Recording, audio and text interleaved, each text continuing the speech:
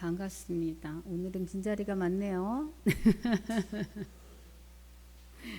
우리 옆에 바라보시면서 인사 좀 나누세요. 사랑합니다.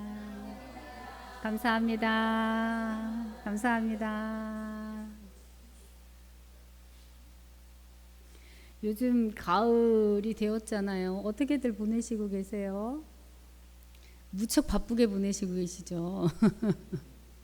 가을은 감사의 계절이라고 이야기하잖아요. 저는 한 주 동안 저도 모르게 흥얼거리는 찬양, 날 구원하신 주 감사, 이 찬양을 정말 많이 흥얼거렸던 것 같아요. 그리고 유튜브를 연결시켜 가지고 아마 계속 돌려듣기를 하면서 한 주간을 보냈습니다.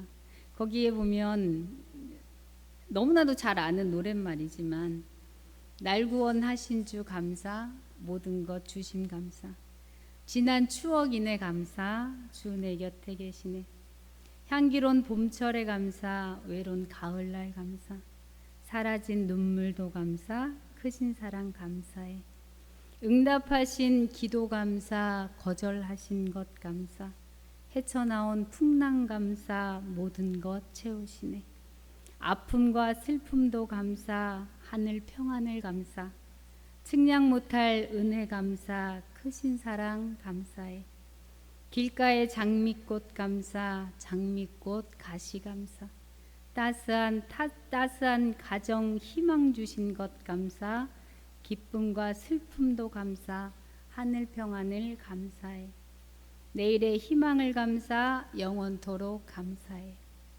이 찬양을 계속 흥얼거리면서 1년의 많은 시간들이 저한테 이렇게 많이 지나가는 것들을 느꼈어요. 근데 1년에 거의 이제 막바지에 다다르면서 내가 감사할 조건들이 정말 많았구나. 나에게 주신 건강도 너무나 감사하고, 나에게 주신 환경도 너무 감사하고, 그러면서 그 모든 것들을 이렇게 이겨나가게 해주신 것 또한 너무나 감사하구나. 주님이 아니었으면 아마 그 시간마다 더 많이 힘들었을 텐데 그 시간을 하나님께서 이기게 해주셨구나 하는 것에 정말 너무나 많은 감사가 있었던 것 같아요. 그래서 올 1년을 이렇게 저 스스로 이렇게 돌아보면서 이 많은 일들 속에서 더 많이 하나님을 찾고 더 많이 하나님을 의지하고 그러면서 나아갈 방향을 보게 하시는 하나님 앞에 정말 감사했습니다. 가을이잖아요. 단풍이 들어가고 있더라고요. 길가에 은행나무들이 이렇게 벌써 노래지고 있어요. 그리고 벚꽃이 그렇게 만발했던 나뭇잎은 이제 떨어지는 것들이 느껴지더라고요. 어쩌면 꽁꽁한 얼음 속에서 우리는 봄을 준비하는 그 겨울도 우리한테 너무나 큰 은혜였고, 그리고 지금처럼 아름다운 단풍을 수놓은 이 가을도 너무나 큰 은혜죠. 교회 안에서 은혜의 만남도, 그리고 함께 할 수 있는 것도 너무나 큰 은혜라고 생각합니다. 서로 도와가며 서로 의지하며, 그리고 우리에게 주신 많은 은사와 은혜를 하나님 앞에 영광 돌릴 수 있도록 해주신 것도 너무나 감사한 일이지요. 우리 공동체가 아니라면 아마 우리는 이런 많은 것들을 더 많이 나누지 못했을 거라고 생각합니다. 공동체가 있기 때문에 더 든든했고 더 감사한 시간이었습니다. 하나하나가 너무나도 소중하고, 그리고 하나하나가 너무나도 건강을 유지해 갈 수 있는 것에 초점을 맞춰서 우리 전체가 다 살아갈 수 있는 것이 아니었나라는 생각을 해봅니다. 어쩌면 공동체는 개인이 모여서 만들어지는 거잖아요. 그렇기 때문에 각자가 건강하고 각자가 감사할 수 있다면 공동체는 더 든든하게 세워져 갈 거라고 생각합니다. 아까 장로님께서 그 말씀을 하셨지요. 100대 기도 제목에 대한 말씀을 하셨는데, 기독교뿐만이 아니라 가톨릭에서도 지금 변화의 바람들이 되게 많이 불고 있어요. 교황청에서 교황과 고위 성직자들이 이번에 16차 세계 주교 시노드 정기총회에 앞서서 가톨릭 교회가 잘못을 저지른 것에 대한 고백과 용서를 청했다고 합니다. 교황은 이런 이야기를 했다고 해요. 교회가 자신의 잘못을 인정하지 않고 또 우리의 죄로 인해 생긴 상처를 치유하기 위해 허리를 굽히지 않고 어떻게 선교에 신뢰를 줄 수 있겠느냐 이야기하면서 참회의 시간을 가졌다고 합니다. 그들이 고백한 과오는 7가지인데요. 첫 번째는 미성년자 성학대에 대한 것들을 고백했습니다. 그리고 두 번째는 평화를 건설하기 위한 용기가 부족했다라고 고백하고 있고요. 세 번째는 교회 내 여성들의 재능과 헌신에 대해서 이해하지 못하고 폄훼했던 것들을 회개하는 시간도 가졌습니다. 그리고 네 번째는 교리로 타인에게 돌팔매질했던 많은 부분들이 있었다라고 하는 것들을 인정하는 시간을 가졌고요. 다섯 번째는 가난한 이들에 대한 너무나 무관심한 우리의 모습이 있었다라고 이야기합니다. 그리고 여섯 번째는 세례받은 모든 이들의 존엄성과 역할을 무시했다라고 그들이 스스로 고백하고 있습니다. 일곱 번째 마지막으로는 인간 생명에 대한 존중이 부족했다라고 하는 것들을 그들이 고백하고 참회하였습니다. 그러면서 그들이 또 고백하고 있는 건 이러한 고통 가운데 너무나 많은 지역교회들이 지금도 여전히 고통을 호소하고 있다라고 하는 걸 인정하고 있는 모습이라고 이야기합니다.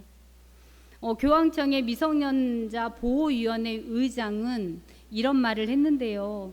성직과 봉헌 생활이라는 조건을 이용해서 미성년자에게 죄를 지은 이들을 대신해 용서를 구합니다 라고 이야기했다고 해요. 미성년자와 취약한 이들에게 가해진 성학대를 생각하면 참으로 부끄럽고 고통스럽다라고 합니다. 이 가톨릭에 대한 수많은 루머들이 되게 많았었잖아요. 근데 그것을 인정하는 모습이라고 생각해요. 그리고 또 교회가 여성의 존엄성을 적극적으로 옹호하지 못한 거에 대한 것도 참회를 했는데요. 특히 이혼한 가정에 대한 그 연약함과 상처를 판단하고 정죄하는 잘못을 저질렀다라고 그들이 입으로 고백하고 그러지 말아야 된다라는 것을 다시 한번 마음에 새기는 시간이었다고 합니다. 그리고 세계적인 신학자 크리스토프 쉐브른 추기경은 함께 걷는 교회 건설을 가로막는 장애물에 대해서 한탄했는데요. 그는 권위가 권력으로 변질해 다수를 질식시키고 사람들 말에 귀 기울이지 않고 형제자매들이 선교 사명에 참여하기 어렵게 만든 것에 대해 너무나 부끄럽다라는 이야기를 했다고 해요. 우리가 가지고 있는 권위가 권력으로 바뀌는 순간 우리는 하나님의 영광을 가리고 있다라고 하는 것들을 그들 스스로 고백하고 있는 거죠. 아까 장로님 말씀하셨던 것처럼 개신교에서는 평등 세상을 위한 100개의 기도 제목을 놓고 지금 한국교회가 회개하는 그러한 시간들을 가지기 위해 기도하는 운동을 지금 펼치고 있어요. 그 첫 번째 기도 제목을 보면 하나님, 어쩌면 큰 기도회, 큰 교회만을 바라는 우리의 욕망을 쫓느라 하나님의 소중한 존재들을 잊어버린 교회가 된 것은 아닌지 살피게 하심을 감사합니다 라고 시작하고 있습니다. 한 사람 한 존재가 모두가 서로 다르더라도 같은 하나님을 부르며 하나님 뜻을 헤아리는 겸손한 모임의 교회가 되게 해 주십시오 라고 기도해요. 상처난 이들의 마음을 감싸고 깃들 곳 없는 이들이 찾을 수 있는 건강한 교회로 회복시켜 주시고 거룩한 하나님 나라가 언제나 이 땅에 임하게 해 주십시오 하는 기도가 그 100대 기도 제목 중에 첫 번째 기도 제목이고요. 마지막 100번째 기도 제목은 뭐냐면 우리가 우리 사회의 모든 구성원들을 무한 경쟁과 물질 만능주의 속으로 몰아넣고 불안한 세상 속에서 살아가도록 방치했음을 회개합니다 라는 걸로 마무리를 짓습니다. 불효한 폭력과 구조적 억압이 더 이상 앞으로 살아갈 이들에게 대물림 되지 않게 하시고 모두가 안전하고 정의로운 교회와 세상에서 살아갈 수 있게 해 주십시오 라고 그 100개의 기도는 마무리 짓고 있습니다. 이렇게 가톨릭이나 우리 개신교나 우리가 오늘 이야기할 바로 이 제목, 그 한 사람이 되기 위해서 어쩌면 몸부림치고 있는 시간이 아닌가라고 생각합니다. 우리가 어쩌면 우리 모두라고 지칭하지만 내가 주님이 말씀하시는 그 한 사람이 되기 위해서 무엇을 어떻게 해야 하는지 오늘 우리는 이 말씀을 통해서 고민해보고 생각해보고 그리고 실천할 수 있는 방향들을 좀 찾아봤으면 좋겠다라는 생각을 해봤습니다. 오늘 우리가 읽은 본문에는 한 사람의 이야기가 나오죠. 10사람이 등장하지만 그 한 사람의 이야기를 집중적으로 보려고 합니다. 예수께서 예루살렘으로 가시는 길에 사마리아와 갈릴리 사이를 지나가시게 되었습니다. 예수께서는 한 마을에 들어가시다가 나병 환자 10사람을 만나지요. 그들은 소리칩니다. 예수 선생님이여 우리를 불쌍히 여겨 주소서. 예수 선생님이여 우리를 불쌍히 여겨 주소서. 그들이 지금 어떤 마음으로 주님을 부르고 있는지 그 간청하는 그들의 마음이 어떤 심정인지 너무나 잘 나타나 있어요. 그 마음으로 지금 우리도 주님을 불러야 할 때라고 생각합니다. 그들이 고침받을 수 있다는 것, 그들이 모든 걸 다 해봤겠죠? 안 됐어요. 그들에게 마지막 선택지는 예수님밖에 없었던 겁니다. 그 고백에서 나오는 영혼의 절규이죠. 오늘 그 한 사람을 만나보겠습니다. 주님, 불쌍히 여기소서. 주님, 불쌍히 여기소서. 지금 주님을 목 놓아 부르면서 고침받기를 바라는 외침과 같이 우리의 삶 속에서도 우리는 주님을 만나려고 아주 애쓰는 그 지금 나병 환자의 그 심정으로 이 시간 주님 앞에 나와 있어야 되지 않을까요? 그 마음이 없다면 우리가 정말 우리의 영혼 속에서부터 올라오는 그 주님 나를 불쌍히 여겨 주옵소서 하는 그 간절함이 아마 우리 안에서 올라오지 않을 거예요. 근데 오직 주님밖에는 없습니다. 내 문제를 해결하실 분은 오직 주님밖에는 없습니다라고 하는 그 간절한 마음이 지금 그들로 하여금 영혼의 소리로 나오게 하고 있는 겁니다. 고쳐주시기를 간청하는 그들을 주님께서는 불쌍히 여겨주셨어요. 그리고 그들을 낫게 해주셨죠. 우리가 정말 영혼의 소리로 주님 앞에 기도하고 간구한다면 주님은 우리의 기도를 들어 응답해 주실 줄로 믿습니다. 예수님은 10명의 나병 환자 모두에게 이야기하세요. 가서 제사장들에게 너희 몸을 보이라 말씀하십니다. 예수님 말씀에 따라 제사장에게 가다가 그들의 몸이 깨끗해진 것을 확인하게 됩니다. 아마 그들은 환호성을 질렀을 거예요. 그들의 평생의 수건이었던 그 몸이 깨끗함을 낳았잖아요. 그 기쁨을 어떻게 말로 표현할 수 있겠어요? 아마 그들은 제사장에게 가기보다는 가족들에게 달려가고 싶은 마음이 훨씬 더 많았을 겁니다. 이들이 제사장에 갔는지 안 갔는지는 성경 말씀에 나와 있지 않아요. 그게 별로 중요하지 않았을 수도 있습니다. 중요한 건 그 10명 중에 한 사람의 행동이었습니다. 오늘 본문 15절과 16절 말씀에 이렇게 말합니다. 그 중에 한 사람이 자기가 낳은 것을 보고 큰 소리로 하나님께 영광을 돌리며 돌아와 예수의 발 아래 엎드려 감사하니 그는 사마리아 사람이라 이렇게 말씀하고 있습니다.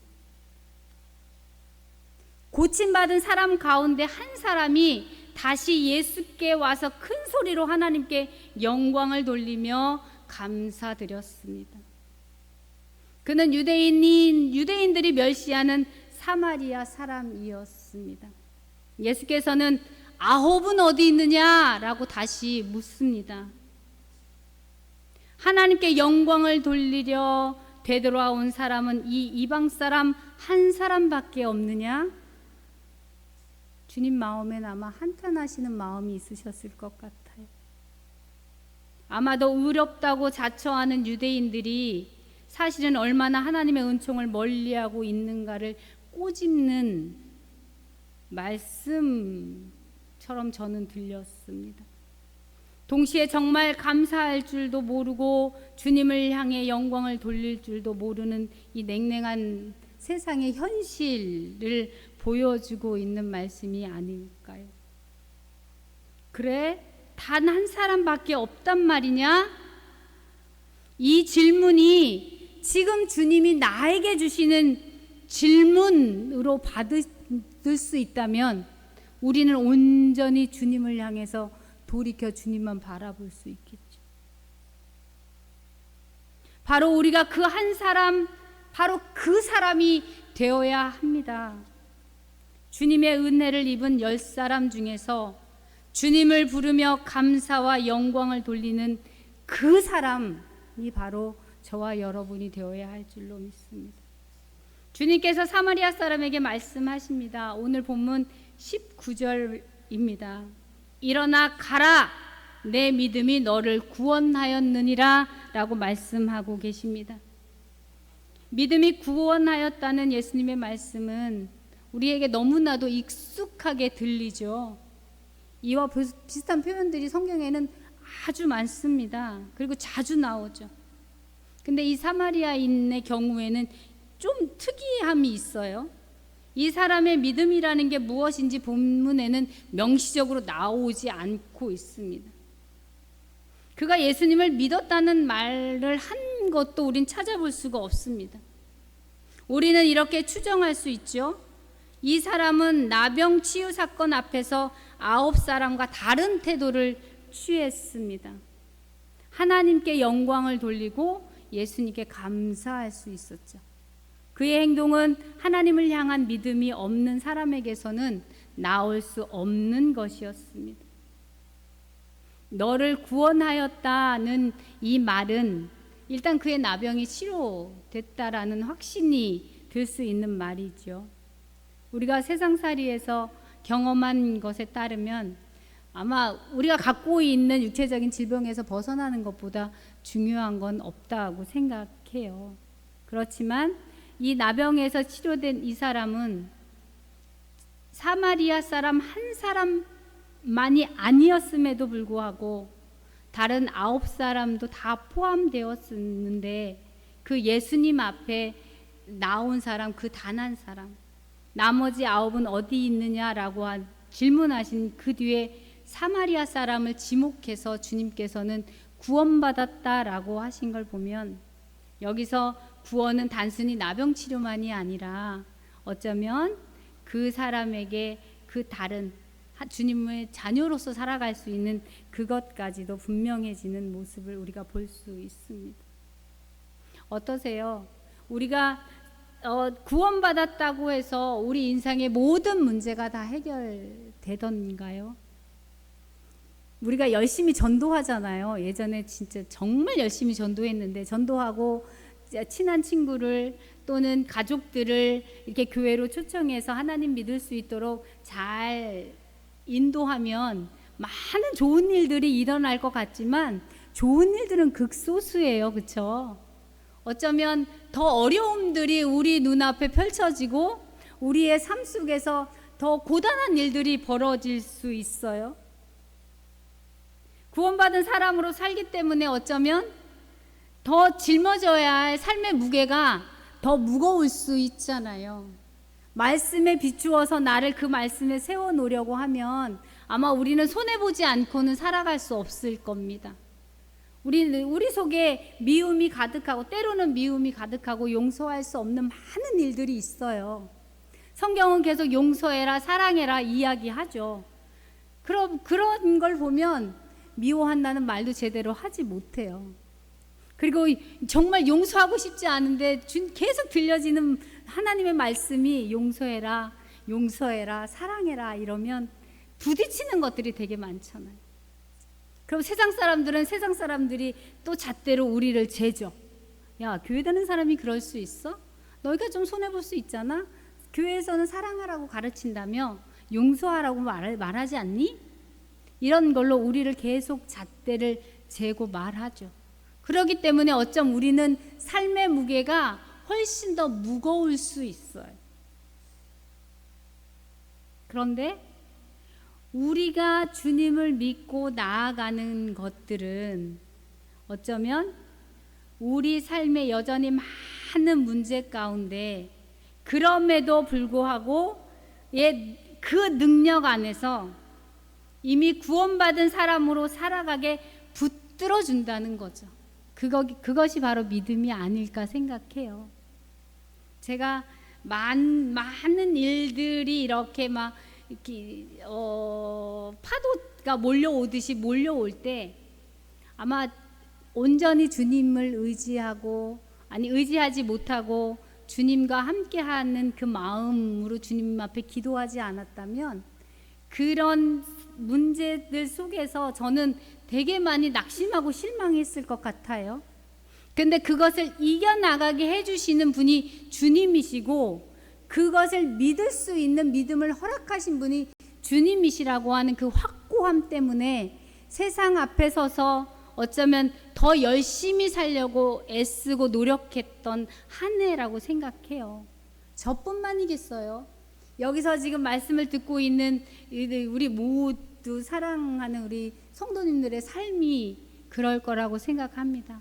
그러면서 내가 좀 더 손해보고 누구보다 내가 좀 더 마음을 좀 내려놓고 그리고 내가 좀 더 사랑하고 그래 용서하자 이런 마음으로 용서하고 그렇기 때문에 지금 이 자리에 있는 것이 어쩜 하나님께서 나에게 주시는 상처럼 감사함으로 이 자리에 있는 것이라고 생각합니다. 구원의 능력은 즉 삶의 능력, 삶을 잘 살아갈 수 있도록 힘주시는 것이 하나님의 능력이라고 저는 믿습니다. 주님을 찾는 그 한 사람, 주님과 동행하는 그 한 사람, 그 사람이 저와 여러분이 되었으면 좋겠습니다. 너무나도 잘 아는 또 한 사람이 있죠. 이분은 정말 오직 하나님 한 분께 온전한 예배를 드리는 사람이었어요. 창세기 6장에 보면 너무나도 잘 소개하고 있어요. 하나님께서 사람을 지으신 것을 한탄하셨을 때 그 한 사람을 기억하셨어요. 그 한 사람은 여호와의 은혜를 입은 사람입니다.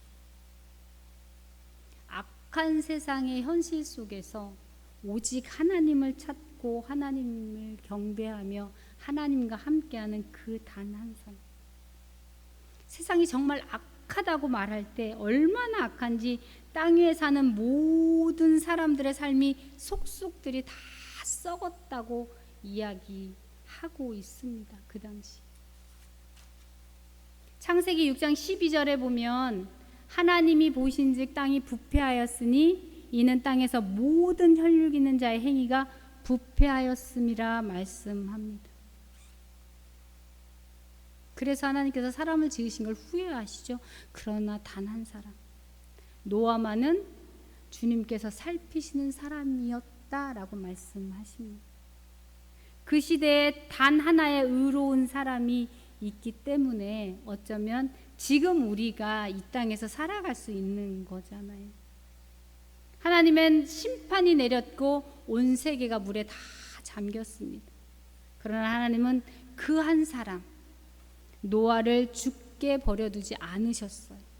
방주를 짓게 하셨고 그리고 온갖 동물들과 함께 그 홍수 가운데 살아갈 수 있도록 하셨습니다. 그렇게 창세기 8장에서 의로운 단 한 사람의 노아가 그 홍수 속에 구원받고 한 일은 가장 먼저 한 일은 하나님께 제사 드리는 일이었습니다. 하나님께 예배 드리는 일이었죠. 제단을 쌓고 정결한 제물을 골라 하나님께 드렸습니다. 하나님께서는 그 예배를 받으시고 그리고 하나님께서는 심판하셨던 거에 대한 후회를 하시게 다시는 내가 물로 심판하지 않겠다고 말씀하시죠.